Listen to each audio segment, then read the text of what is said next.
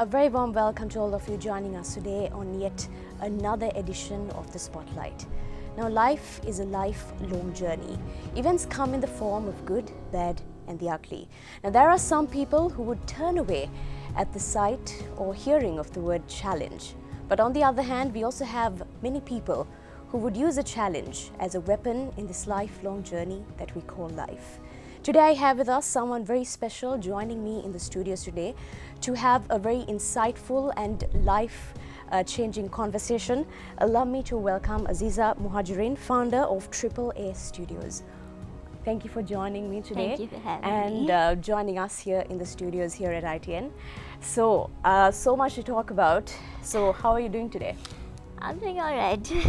So my first question for you is, this condition that you have, many people have questions in their minds when they see someone in a wheelchair, right? Of course. So my first question to you is, what is this condition all about? On a personal note, I know as well that you create much awareness about this on your social media platform as well. You are doing your absolute best to put this word out there in terms of this rare condition that you have. So I think our viewers today would like to hear it right from you. So what is this all about? I was born with caudal regression syndrome, and it is usually seen in about 1 to 2 out of 100,000 people worldwide. And worldwide? Yes. And it's usually when you don't grow from below your spinal cord. Okay. Yes. And several health factors could come with it. There were several options that were given to my parents to consider and to keep in mind that could worsen the situation. Mm-hmm. And one of them that I have gotten is kidney failure. Mm-hmm. My first kidney was removed 12 years back. Okay. Yes. So apart from that, I don't think my disability has interfered with my life, except for the kidney issues. You know, the fact that you're coming out here and speaking about this, we have so much to be grateful for, and you are a living example that we can do so much with life. Now, this disability that we call it, now here again we see many terms coming, differently abled, disability, specially abled. You know, a mix of terms coming in, but nevertheless, this has not stopped you. You are also the founder of your own business startup as well, which is, you know, beyond fantastic. So, Azizah, let me ask you, you are in constant, visitations with hospitals on a daily basis or so, at least weekly. Yes. And a hospital is not the most favorite place of anyone to be visiting, maybe on a weekly basis or so. I want to ask you, what sort of treatments are available for this condition? What are the treatments that you undergo? So the only treatment I'm undergoing is to look after my kidney, because I have only one. So I get constant infections, and those usually are treated with antibiotic courses. So that lasts about 5 to 7 days, one course, and it's given once a day. So I'm actually doing it through the emergency department as an outpatient instead of getting admitted, because that's what we used to do previously. But then with time, it's become such a recurrent issue that and also getting the cost admitted also plays a huge factor. Of course. So just to find out, are these treatments offered in the private sector or mostly in the government sector? I haven't actually visited any of the government sectors, but yes, all private hospitals do. Mostly at Lanka hospitals and King's. Okay. Yes, So and that's where most you of go my for your treatment. treatment. Yes, and most of my treatment's done in Singapore as well, at the National University Hospital over there. So now the fact that you are on one kidney, I'm not even going to imagine what that feels like. But keeping that in mind, I want to ask you, what does it feel like, being in that position? You are also a very determined person. Yes, there might be times where you might feel down and so on and so forth. But I would like to ask you, what keeps you going? It's overwhelming, for sure it is. But I think I have a strong support system. My family, my friends, and my work. My work is definitely something that keeps me going. Yeah. And now that you're working, Yes. does that sort of hinder your, now with this condition that you're in and you're also working, do you work for another company as well, or is Yes, I do. Okay. I do. I work for a modeling agency. I'm a Okay. graphic designer there. And yes, since of late, it is interfering a lot with my personal life, a lot. But your work, your office and the company, they're quite understanding about it. Of course. My boss, he's amazing. And he's very understanding. When I'm Yeah. finding it difficult, I'm allowed to work from home. And he's very helpful when it comes to when I'm in hospital. Very understanding, and he gives me the time off when I need it as well. Yeah. Yes, and he lets me come to work as well because he knows that's where I come to, just free Yeah. my mind when too much is going on. as So well. now that you mentioned as well that you're on one kidney, are there special treatments for that, or now this no, the not fact that yet. you're on one kidney, just want to clear things out. Yes. Is that a part of the condition, or is the condition leading to the the conditions leading to it. Right. Actually, when I was very, very small and my parents took me to Singapore, yeah, they did mention that kidney failure was something that could occur. potential? Yes, potential. But there was no sign of it for a very, very long time. And my parents, the minute I had like some sort of medical complication, they'd get me the treatment I need immediately. But 12 years back, right after my father passed away, I think it was 3 months afterwards, my kidney had failed. I was just suddenly severe pain. And my mom, she rushed me to the hospital, and my doctor over here, who was very supportive and the only one who actually spotted out what was wrong, Okay. asked me to go to Singapore. So over there, they did give me about 5 to 6 years on one kidney because I was left. When I got there, the other one was failed and it was infected. So during the surgery, when the surgeon took it out, it had exploded in his hand. Like up to date, my mom tells me how it had come out like covered in blood, and how scary it was for her because she didn't know what was going on. And What do you mean the doctor said 5 to 6 years? so this kidney would function fully for about 5 to 6 years. So that's what this said, but by the grace of God, it's been Yeah. 12. Definitely. Yes. I mean, I think what keeps you going is your drive and your zest for life, Aziz, and that is something that I have been admiring you, following you on social media as well. And sometimes we have so much to be thankful for, and you keeping all of your problems aside, you still keep going.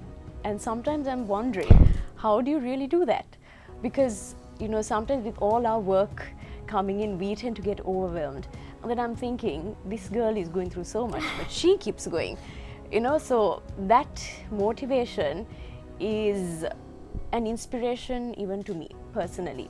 So I know for a fact that this conversation today is going to change lives. So I'm, once again, I'm thanking you for joining us today.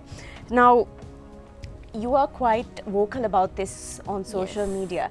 When you first took to social media about this issue on your condition, what was your response? I got like? a lot of support that I didn't expect, because for a very, very long time I never spoke about it, and like my whole illness and the condition I have, everything was something I kept very private.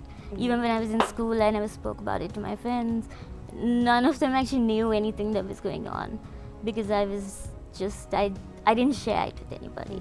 So social media was a big step, but I feel like it was something that was needed, because I went through certain experiences that showed me that someone needs to raise a voice, because it could happen to other people. Whatever I went through could happen to someone else, and they might just put up with it thinking that what can we do, but actually there is something we can do. We can be the change. Now, when you were in school, what was school life like? Was it difficult to fit in? Were your friends? How was it No, for you? I was very lucky. I am probably very lucky about that. But No, I never had issues with my friends, no bullying, nothing of the sort. That is because yet again we see sometimes, in many cases, a child, Of course, goes yes. through lots of bullying. So I'm glad that you and I don't have to have that conversation today. But hate on social media, have you come across? No, not on social media. Not so far, at Not least. so far. Yes, but I did have people who were like reaching out and telling me how what I'm doing is actually helping them. And that, I think that's what helped me also to keep uploading and, to keep speaking about it, because I knew it was helping somebody. Even if it's just one person, it's still a big thing, right? On your days where you feel down, what do you do? On days that you feel... I go to you work. You go to work. Yeah, I go to work and I finish all my work that I actually have for my company as well. At any point of time, have you ever felt like I'm going to stop working and I'm going to be at home? Have you ever come across that thought? No, because I know the second that thought comes to mind, it's going to take over that motivation I've gotten. So no. Now, a common topic that we hear... I actually did try though. During COVID, I lost my job. Okay. And during that point, I did take a break because I felt very sick. And I think that's where everything started as well. So I did take a small break. And even my mom was very hesitant to let me go back to a full-time job, because she's like, are you sure you can manage it? Because health should be your first priority. Yeah. But she supported me, even though at that point, I just wanted to see if it was, a viable option. Yeah. And it turned out to be good. So now you said you're a graphic designer. Yes. A multifaceted person, right? So let's talk about your journey in this graphic designing realm. I actually always wanted to be an interior designer or an event planner, so this is a big step from that. Okay. But I took an internship at Leo Pune, and I was a little interested in it.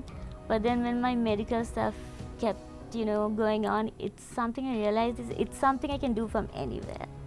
Whether I'm in hospital or whether I'm at home, I can still control that. I can still work on it. I don't really have to go in and report. Physically be present. Physically be present for it. So because of that, I picked it, and actually it was a good out well? choice. Yeah, it turned out well. I actually really enjoy it. Now at Tripleastudios, you are also the founder. What is the work that you do? It's actually a wedding stationery company. Okay. So I used to freelance for one of my friends' wedding companies, and I used to design invitations for her and everything. It initially started with just helping out. Okay. And I ended up doing it for about 2 years. And then this year I thought, why not start it on my own? Actually, why not? Right? Yeah, and you're have very good at it. Yes, and my younger sister, she helps me with everything. right She's great here. support, yeah. I mean, family is also an important and integral part in any person's life, and in your case, you need it a little extra. So, for a fact, I know that you have a very strong support system in your family. But unfortunately, there are some individuals out there, they do not have that luxury.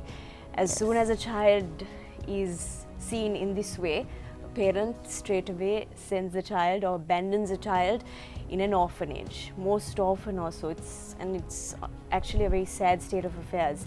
It is. But in your case, you have a different story.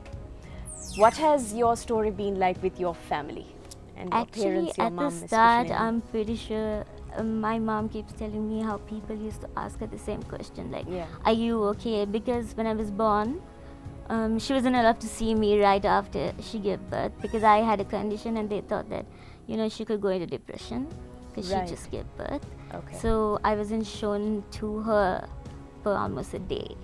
And then her doctor came, and also he's a relative, so he had given me over to my mom. And obviously there were family members who had questions like, are you alright and everything.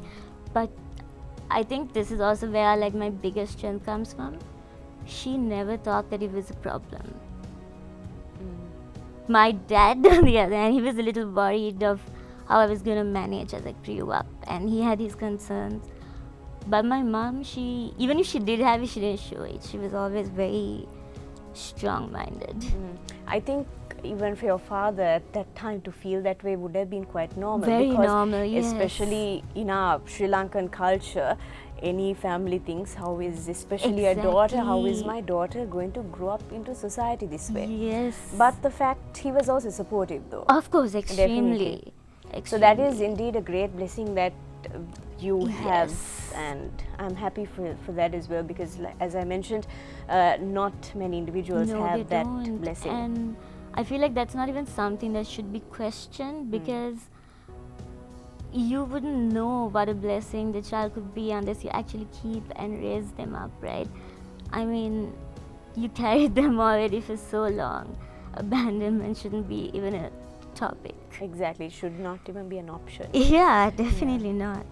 So my next question for you is, I think the main reason also for this discussion, Azizah, is also many people might be thinking, is this a sympathy interview?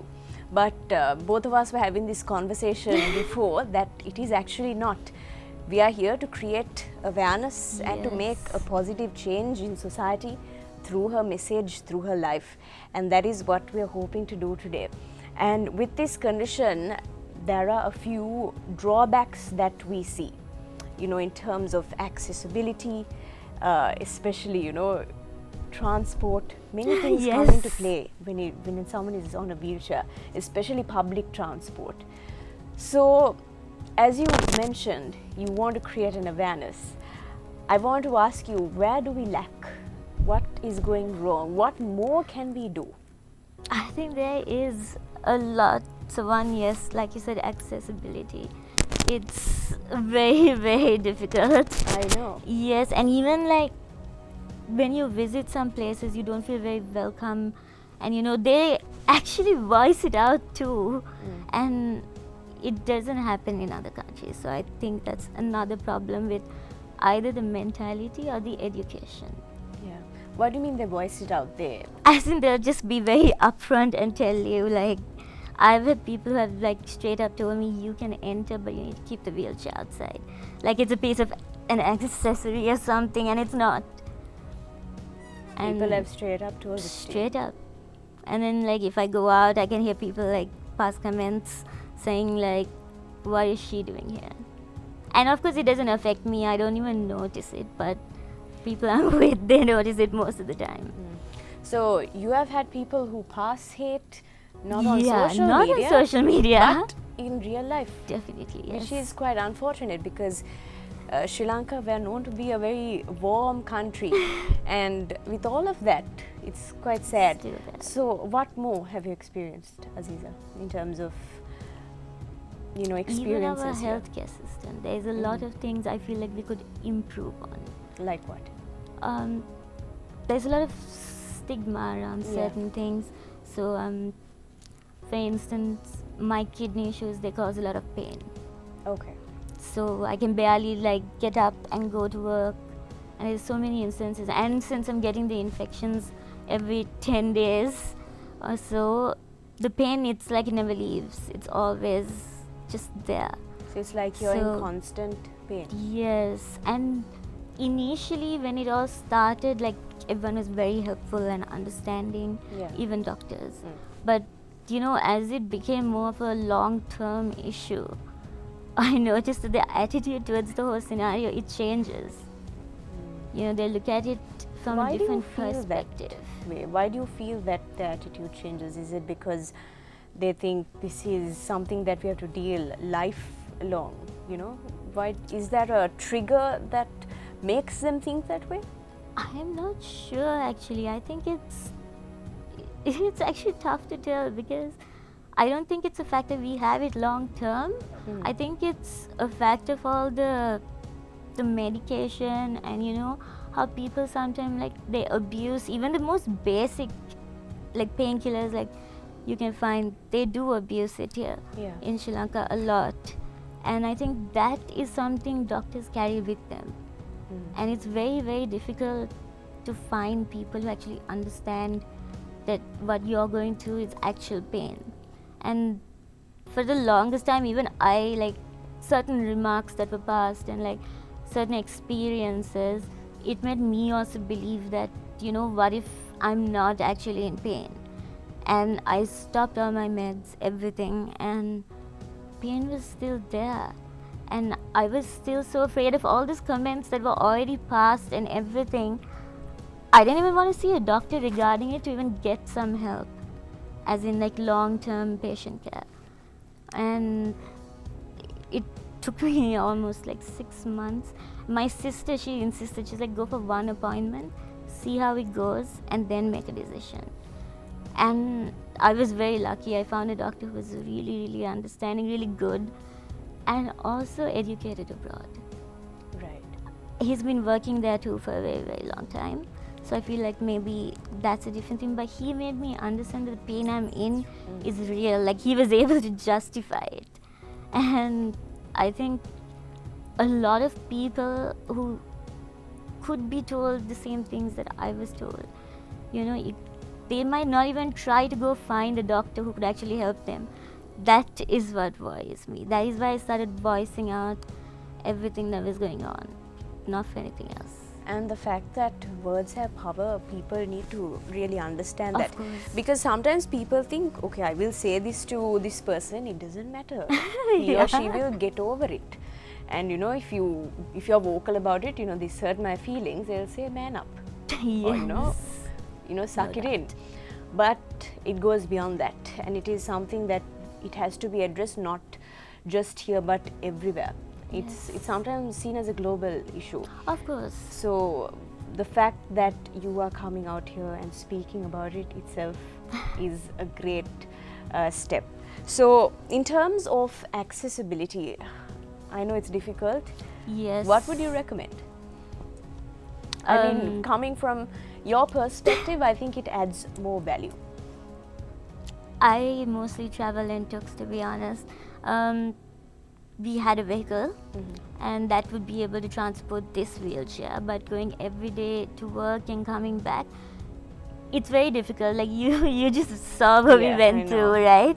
So even with this, I have to keep my electric wheelchair in office so that I can go back home and come back, because it can't be transported.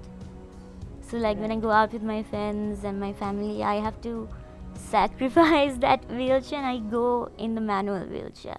Okay. So That very might be rarely, so that whole transport factor is a big problem. Cabs also, most cabs can't take it, and even if we call and we are like, it's a wheel, like we need one where we can put a wheelchair in, most of them are like, the car will get damaged, we can't send. Or like, there's certain issues like that.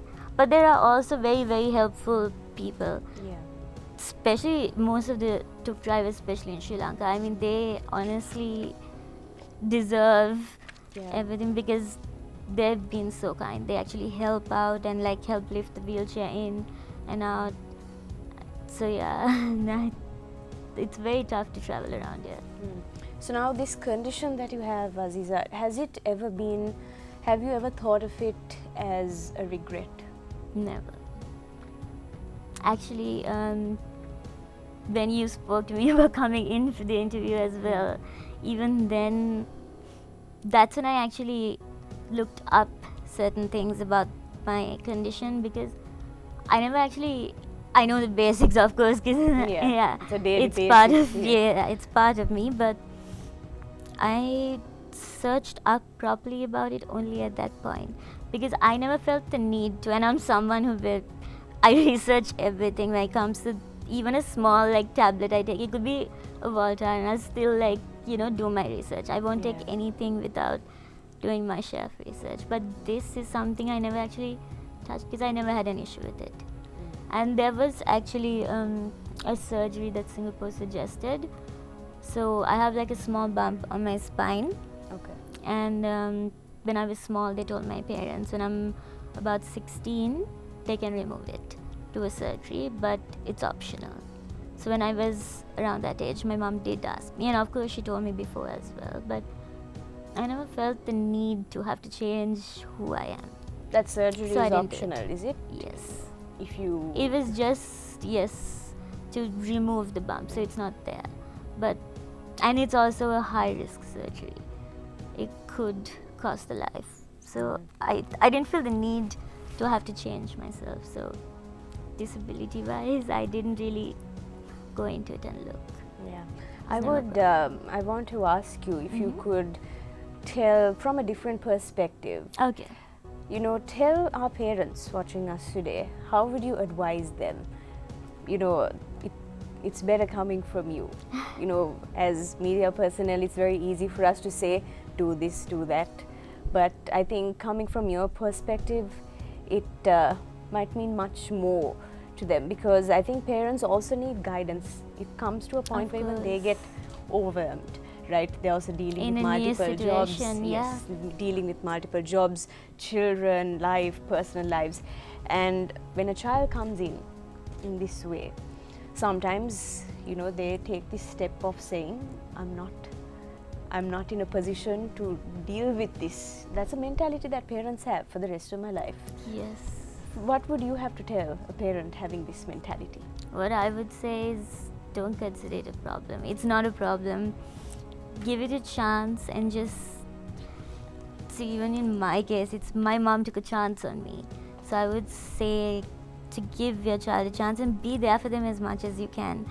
Educate them the same way you would educate your children if they were the same. Make sure that you give them a normal life too. All right. Without differentiating. But then again, of course, every disability, it Varies. Yeah, it varies. But nevertheless, a child is a child. Of course. You can never yes. change that. And today I'm hoping that if there's any parent out there having that sort of mentality, I urge you to please change that. Keeping that in mind, we have to head into our first break this evening. Remain with us and we will be back.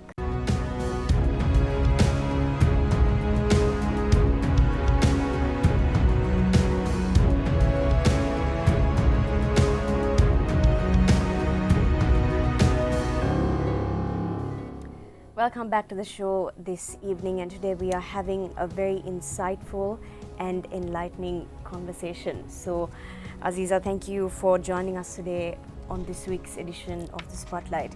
We were talking about, you know, I was asking your advice, how you would advise parents watching us today on, you know, not just a child having your condition, but any condition. Because as I mentioned just before the break, a child is a child, and that will never ever change. So my next question for you is from the point of the general public. You said people sometimes come up to you with, you know, I don't even know the word for it, because it's quite sad. You know, they come up to you and say, keep your wheels out, and you head into the venue. How would you address conversations like that? I actually didn't do anything about it. I left and I never turned back. I did DM the place where it happened, because I just felt like it was wrong, and it happened to me, so it could happen to anyone else who's in a wheelchair. So I didn't want that to happen again, so I did send a message, but there was no response. Not at all. So treatment, in terms of treatment, Azizah, do you mind running us through what is your usual routine in terms of treatment? How do you stay in check? Are there weekly checkups that you go for? What is the process like? So actually there's no weekly checkups, but I feel it, as in, like, I've been going through this for so long that you just know. I just know when it's starting, when I have an infection. I feel it, because I get very drowsy, I get very weak, severe nausea. I've like analyzed the symptoms to a point that I know, and that's when I do the tests and I see my doctor, and even he trusts me when I say I have it, because even he knows that I have learned to realize what the symptoms are like and, you know, really diagnose it. Even when I was small, all the doctors would say the same thing, which is that I understand too much. And It's because you understand things very deeply in a way that no one else understands, and that is the important part of this journey that you are going through. So in terms of, that is your treatment, right? Yes. So when things start to sort of decline in terms of your health, medication, is it freely available in Sri Lanka, or have you ever experienced a shortage in medication? Antibiotics wise, not really. It is difficult to find, and of course it comes at a cost. Exactly. A severe cost. And like when you take about 7 days of it, the treatment itself is a bit crazy when it comes to that. Imagine. But finding it has not been a problem. But when it comes to my pain medication, yes, there have been instances where it cannot be found. So what And do you I'm do at also that someone point? who's allergic to a lot of pain meds. Right. Yes. So- and actually a lot of medication in general I can't take. So is that because your immune system sort of reacts in a certain way, or? Yes, I get like sort of rashes and bruising. And there are also certain medications that Singapore has told me not to take. Right. So your doctors are from Sri Lanka, or they're mostly from Singapore? Mostly from Singapore. So Singapore's been treating me for the past 23 years itself. Right. So that's where they were able to first diagnose me, because when I was born, this wasn't even a condition in Sri Lanka. It wasn't even known. No one knew what it was. Actually worldwide, there was very, very few cases reported. So even in Singapore, we have a whole team over there that I usually go for checkups and everything. I don't go as frequently as I used to, but I have doctors over here, 2 doctors. I have an amazing nephrologist, and I have a doctor that I'm seeing for my pain as well. She's also great. So what about now the fact that traveling up and down to Singapore also would have been quite a task, isn't it? Yes, actually I used to always go with my family, but Right. about 2 years back, I went alone. It was the first. You traveled alone? I used to live there for university. I used to study over there. So I have traveled back alone, like taken the flight, but I've never gone there and like for my medical checkups been alone. So it was the first time. I was actually just going for a holiday, and I thought at the same point I'm going to do my routine checkups. Is traveling overseas easier than traveling no, in not Sri at Lanka? all. Not Difficult? at all, yes. I've had a lot of difficulty with that too. There's a lot of procedures, and then certain airlines don't carry the 2 batteries. So the wheelchair needs 2 batteries to operate. It Right. won't switch on without it. Okay. Each is about 45 kilos. So there One have battery? been, yes. The last time the flight got delayed because they refused to carry 1 battery. So they asked me to take 1 and the wheelchair.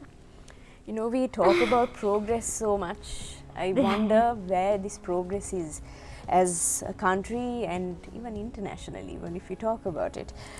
Azizah, let's talk about your hopes for the future. What do you want to achieve? Is there a lifelong dream that you have? Not really. I'm someone who always thinks of the worst. I do. I always think of the worst, and I always prepare myself for that. And because of that, no. But I do want to build AAA into something that I could leave for my younger sister. Well, the younger sister is listening I'm on this training side. her slowly. Yeah. But the fact that you have a good bond with your sister is also Yes. amazing. It is a Both very my good thing to have. Especially a sister is, you know, unlike a brother, because a sister you have some things in common to talk about, I believe. So, in terms of, when I asked you about your hopes for the future, I want to know what sort of legacy you want to leave. I haven't really thought that through Because you are such a positive person, and you know, with everything that you go through, I mean, I have no words. Even the fact that I'm doing this interview, I had to mentally prepare myself because, you know, I was sort of juggling between questions, because I didn't want to give out a wrong message to people watching us Of today, course. because a lot of people will misinterpret and think, okay, this interview is all about trying to gain sympathy, etc., etc. No, it's No, it's just a absolutely change. not.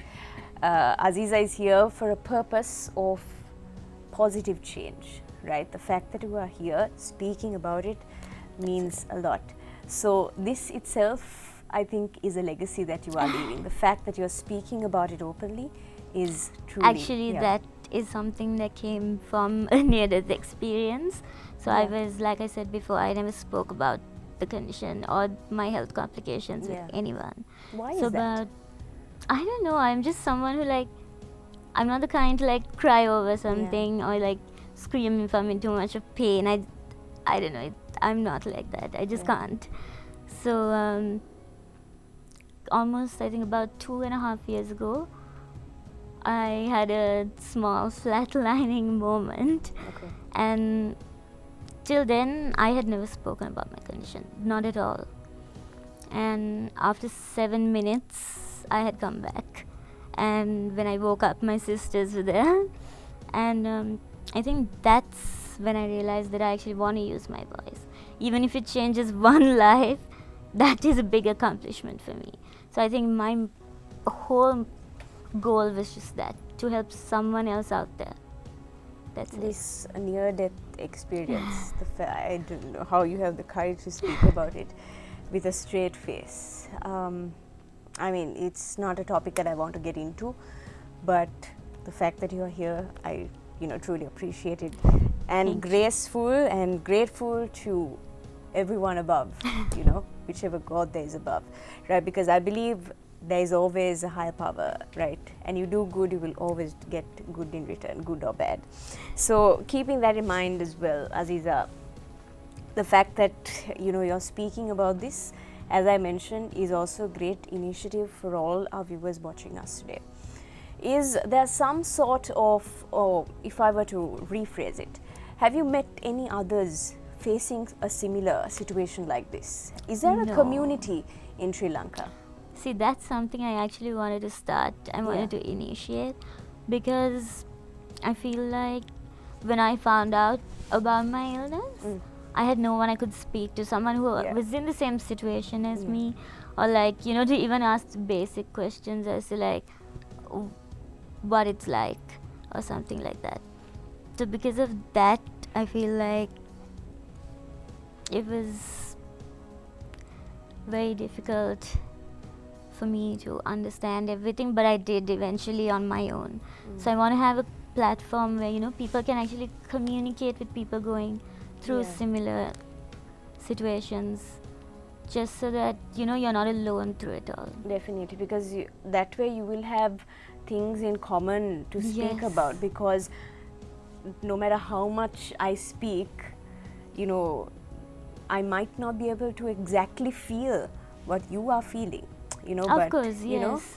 But it's not that I'm not trying to, but that's the way it is, right? Yes, it but is. if there is a community that we could foster, and that could be conducive enough and create a platform where people in this similar situation can get together and have conversations, open conversations like this. Because Exactly. when you're on a wheelchair, a lot of people consider it a taboo topic. Yes. And sometimes because of that, people who want to have a conversation end up not having a conversation, because they are afraid. They think, okay, this is not supposed to be spoken about, and which is not the best possible option we need, because clearly it is not spoken about enough. As I mentioned, we keep talking as adults, responsible citizens, we are very understanding human beings, we're a developed country, still developing country, but clearly there's not much progress when it comes to being human. Yes. So I think first and foremost, before we promote anything else in life, promoting humanness comes as an integral part. I also think it's very important that people do come up and speak to you and ask questions. Has that been an issue for you? No, never. Right. I've had a lot of people ask me that question too, if it's offensive. Yes. I think don't that was find my first question to you as well. Yeah, I don't find it offensive at all, because I can't expect someone else to know the kind of situation and, you know, show compassion and, you know, actually care about it or make a change without them actually knowing about it, without asking and educating them about it. So I know there are some people who might take it in an offensive way, of course, but I try my best not to, because I feel like it's very, very important to help them understand what the situation's like. So now you and I, we belong to the category of the youth, right? A bit of a tricky generation we are in, right? A lot of here's and there's, things happening, conversations we speak about online. How would you address the youth watching us today? Just think before you say something, but don't be afraid to ask. And they're not any different from you. Like, we all have one thing we can't do. For me, it's I can't walk. But that doesn't mean that there's other things I cannot do or I can't. Right? It's just the walking factor. Even my parents, that's what they always taught me, was the only thing I cannot do is walk. Everything else, I can give it my best shot. So I would say, even for the youth, that's what's very important. Give other people a chance and be honest, and just show a little compassion and help them out. If you see someone going through a tough time, lend a hand, because you don't know when you'd be needing it. Beautifully said. So what about in terms of, I'm sure there would be a few bucket list things that you would want to do. Oh yeah, of course. Give us a few. I've always wanted to travel. Okay. Yes. Do you see that happening anytime soon? Not anytime soon though. With my health, it's barely an option. But definitely if I see any improvement. When you say health, is it because you physically can't, or is it because of accessibility? No, it's because of the recurrent kidney problems. Right. So because I keep getting the infections, medical systems are different in each country, right? So it's very inconvenient when it comes to taking antibiotics. Like, for instance, if we compare Sri Lanka and Singapore as well, there are things that they also lack. Like, for instance, we go to an emergency department there and we need to wait about 8 hours to just see a doctor. No. Yeah, that's a policy over there. It's 6 to 8 hours. And for waiting time at the emergency. So I feel like every country has different sort of situations, and now I'm getting used to it over here. So I'm more comfortable, and I'm more comfortable with my doctors here. What sort of change would you like to see in Sri Lanka? That's a tough question. Actually just people being a bit more compassionate. And also education. I feel like that's very important. And I feel like it's very important that parents teach their kids now itself that, you know, that you're not any different. As in, like, someone else who's specially abled isn't any different to you. And all of these behaviors with children, bullying, all of these start at home. Parents have to put it in the minds of children. When you see someone like this, be kind. You know, so it all starts at home. And schools too. I feel like that's something that they also should encourage children to do. Yeah. It all comes down to one word today, and I think that is compassion. 2 words, to be kind and to be compassionate. So, you know, I think today's discussion was, I was also telling my producer as well, you know, he's right there.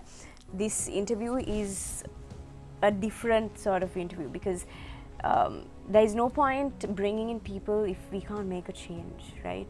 So we are trying to do our best and create awareness using our platforms in the right way. So which is That's why great. That's yeah, really so great.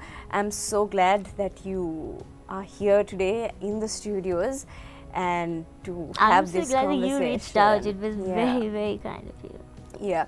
So before we conclude for today, what are your closing remarks, your take-home message, anything you would like to say to all of us watching us today? It would be that don't treat anybody differently. And I guess everyone, it's not a disability, it's actually being specially abled. So I feel like the more people understand that, the easier it'll be on people with it who are specially abled. And I just feel like everyone should be more understanding, and that's, like I said, from the youth to the doctors to our healthcare system, everyone. Because we never know what someone else is going through till we're put in their shoes. I think that's what I'd like to say. Perfectly said, and I'm not going to add any more to that. Beautifully said. Azizah, thank you for joining us today, and on that note, I want to thank you for having an impact on me personally as well. Yeah. Thank you for So having wishing me. you nothing but the best, and wishing you good health and peace of mind and all things good, and all that life has to offer you, all things positive. Thank you.